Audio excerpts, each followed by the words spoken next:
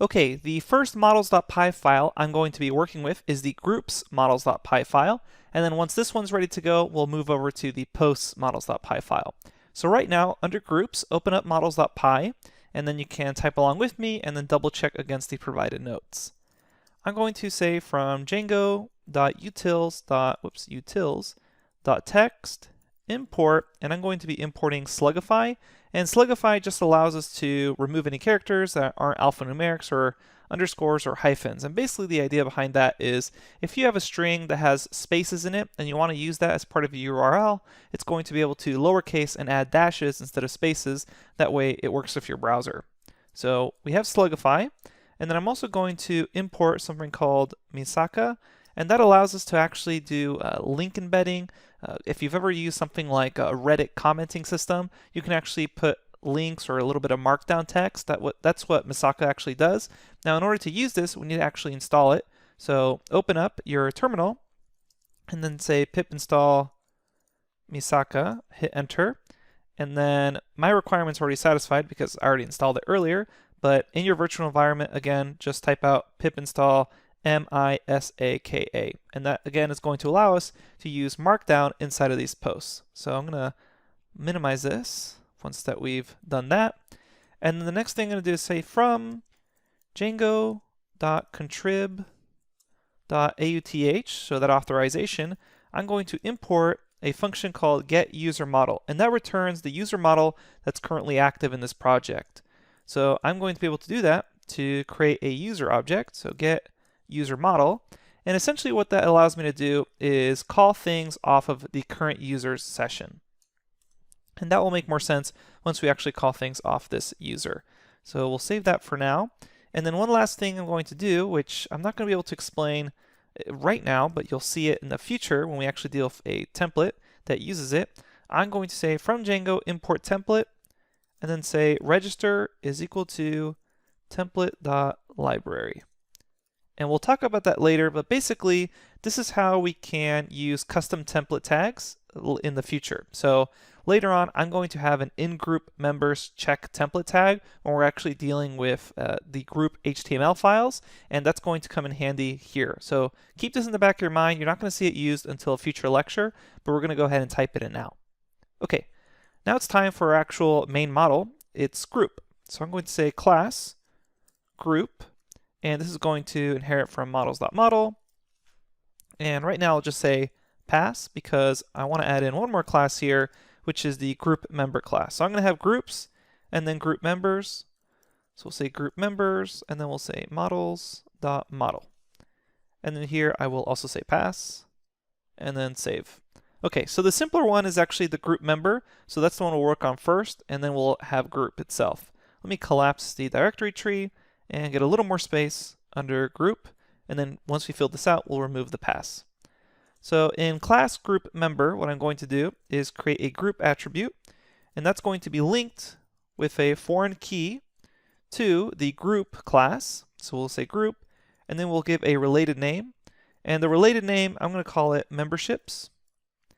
And essentially that means that the group member is related to the group class through this foreign key, which we've called memberships, which makes sense. A group member can have a membership to a group. And then we'll have a user also be an attribute, and that's going to be models foreign key, and that's going to be a link to user, and the related name is going to be user underscore groups. So essentially we'll have a user that we get from here, that current user that's logged in and playing around with the website, and they're going to have some groups that they belong to or that they're going to be a member of. So we want to link this group member class to both the user and the various groups that this user could belong to. So we have that, and then finally let's add in a def call for a string representation of this object, passes in self, and then I'm just going to return self.user.username. So you remember when we were creating the accounts application, we had a user, and remember users can have usernames, and that's what we're going to be using for the string representation. So I will save that, and then we want to add in one more subclass here, the meta, and here I'm going to call unique together. So unique underscore together, and say equals to group and user. And we'll explain later on what that actually means, but for right now, that's all we need in the actual group member class. We have the link to the group, to the user, the string method, and then this unique together for group and user, and then we will save that. And now it's time to deal with this larger group class, or group model.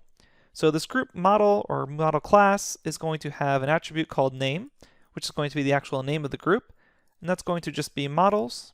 It'll be a character field, and we'll give it a max length of, let's say, 255. Doesn't really matter.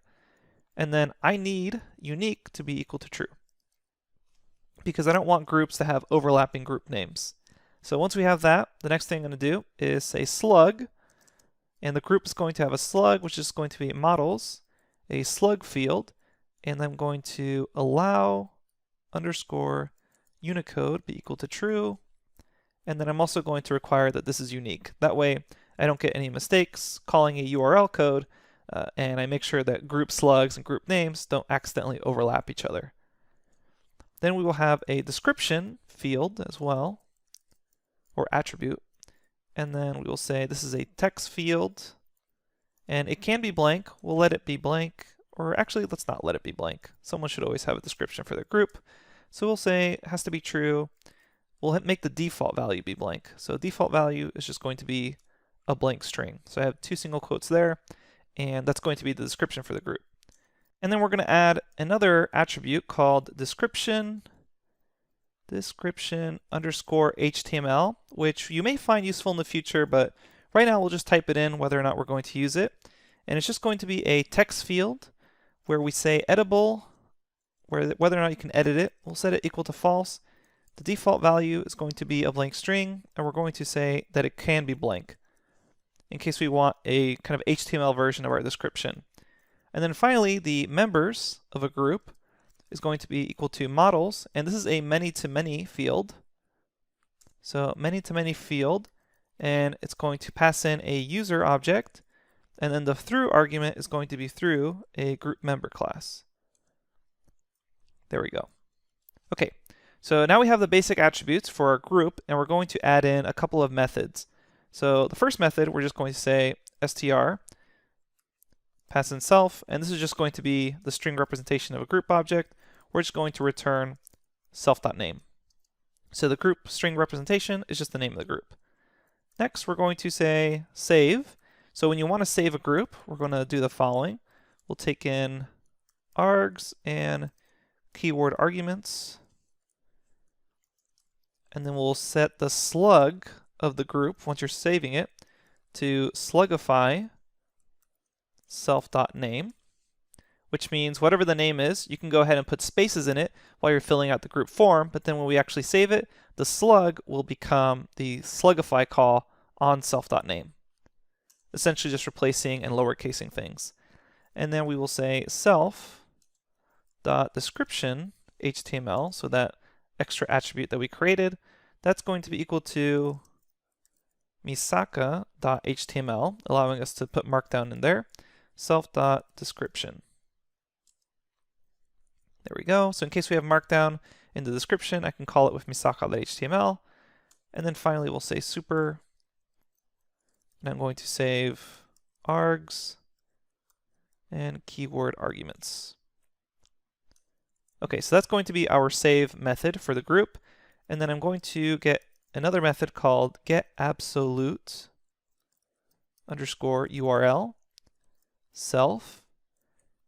And then this is going to return a reverse call of groups single. And right now we haven't actually defined our urls.py file, so keep that in mind. Later on we'll explain more about what groups and single is, but that's going to be a reverse, and we're going to add in some keyword arguments, basically a dictionary, where the slug is equal to self.slug. Okay, and then finally we will have a meta class call, and we'll say ordering is equal to, and this has to be passed in as a list, name. Save that, and let's kind of explain overall what we just did. So we set up our group class as well as our group member class. Group member just connects to a group that this group member belongs to, and a user that connects to this actual individual member, and the string representation is a username. Then we have our actual group class or group model, the name of the group, the slug representation of that group, the description of that group, and then a description description underscore HTML that we're going to use with Misaka to actually get some markdown text. And then we will call members, which is just many-to-many fields, so all the members that belong to this particular group. And that, so far, is all we have to do with the models.py file underneath the groups application. Okay, now let's hop over to the models.py file in the posts application. So I will save this models.py, come over to posts, models.py, and then collapse this. So right now, this is the posts models.py file that we're going to be editing. All right, so the first thing I want to do here is a couple of imports. So for the posts, I'm going to say from Django.core .url resolvers import reverse. That way, when someone does a post, what are we going to kind of send them back to? And then the other thing I'm going to say is from Django.conf import settings. I'm going to import Misaka again. That way, people can write Markdown inside of their actual posts. And then we will say from groups.models import group. So we can connect the post to an actual group. And then finally, we can do this below this comment, kind of up to you wherever you want to put them. We'll say from Django.contrib.auth for authorization, import get user model. And it will create a user object saying get user model. And that's just going to connect the current post to whoever's like logged in as a user. That way you can actually get the current user logged into the session. And now I'm going to say class post models.model, and I'll just put in pass right there for now. And what we're going to do is a couple things. We need to set up the attributes for post, set up the string representation method, the save method, and then the get absolute URL method, which means once someone has posted something, where are we going to send them? And then we'll have a meta class for other information.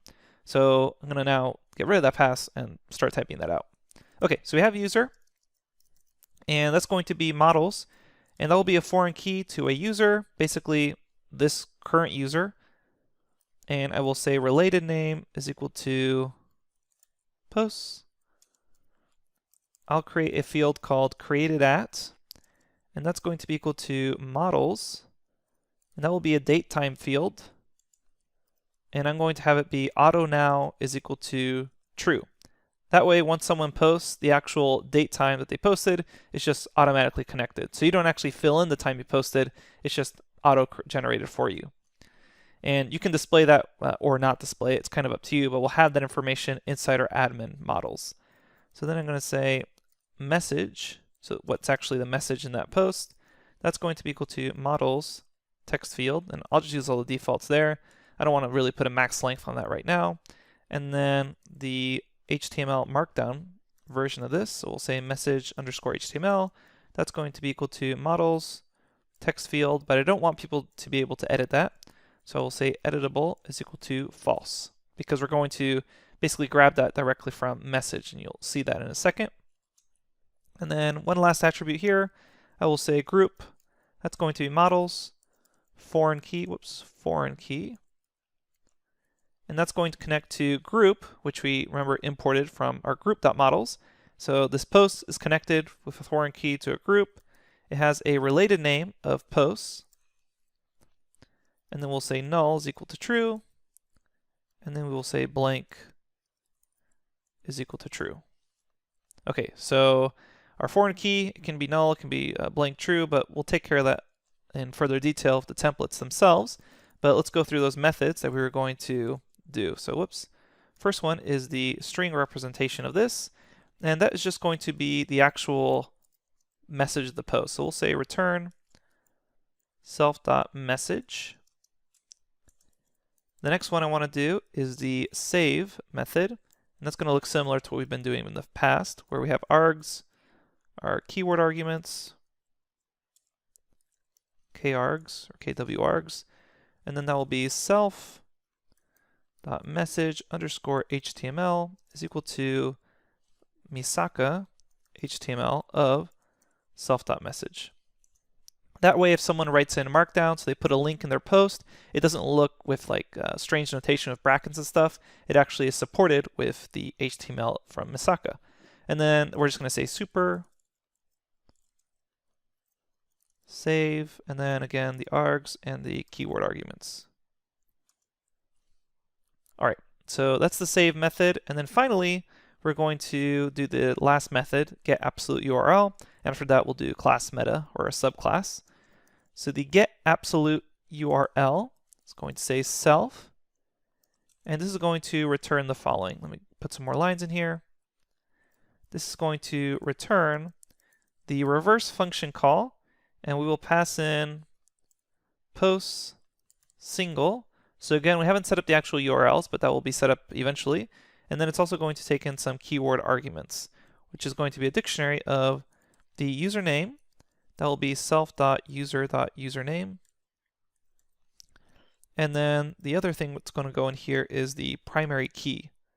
So we're going to be kind of using primary keys as a way to relate to posts back to the URL. That's going to be equal to self.primaryKey. And that should be it for the actual get absolute URL call. Then we're going to say class meta. We'll say ordering is equal to, let's say created at, but notice I put a minus sign here. That way we see them in descending order, so the most recent posts are at the top. And then we will say unique underscore together is equal to, and that's going to be a list. It can also be a tuple. We'll say user message. Okay, that way every message is uniquely linked to a user. All right, so those are the models.py files for posts and groups. Now we definitely did a lot of typing here, so double check that you match up to the supplied notes in case you weren't able to follow along or were looking down and typing, etc. So always check against the actual provided .py files. And coming up next, we're going to expand off these models.py files and begin to work with them using our views.py. All right, thanks everyone, and I'll see you at the next lecture.